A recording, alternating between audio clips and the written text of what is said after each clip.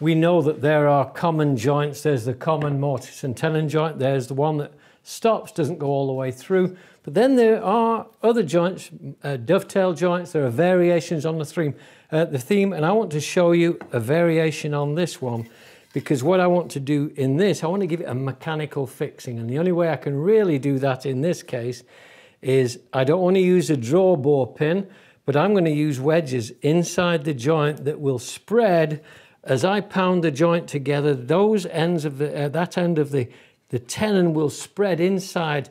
So inside at the base of this mortise hole, I'll put my pencil in, I've created an angle on both sides. So I go in to both sides, I've created an angle. If you really want to get technical, you can take a pair of inside calipers and put them at the bottom and you can measure it. In this case, I didn't. I just chiseled either side, and whatever spread you get in there will compensate for those two bevels on that side. So the first thing I'm going to do is I'm going to put two saw kerfs in here, and I'm going to go down near 2 but not into the shoulder, and I'm coming in about 3/8 of an inch from the outside edge,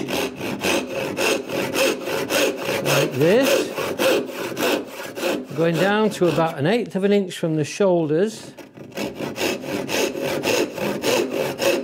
And technically you're never going to see the inside of this joint ever again. So now I'm using oak, and you can use just about any wood you like.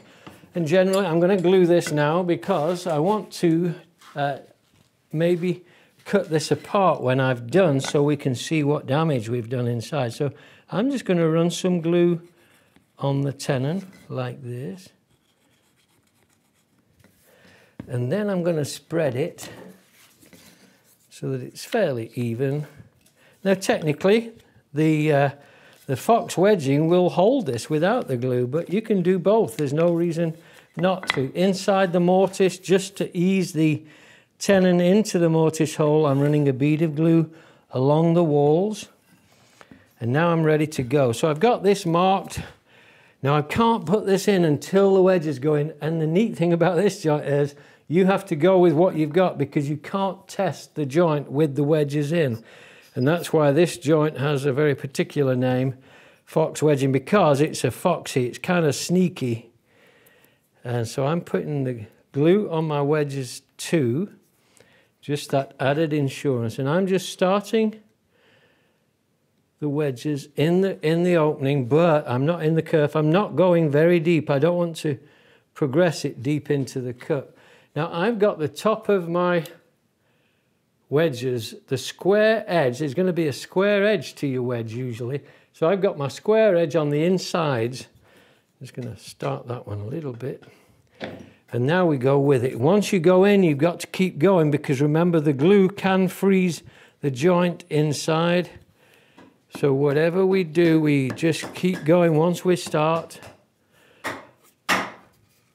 Now the wedges are driving in. Get your shoulder line seated so there's no gap. Now we've got the joint seated very nicely, and what that did, it gave it a real mechanical, because the end of the wedge is wider than the opening it went in. So let's take a cut at this. I'll cut this down somewhere here just so I can slice it into my bandsaw. Let me put my headgear on.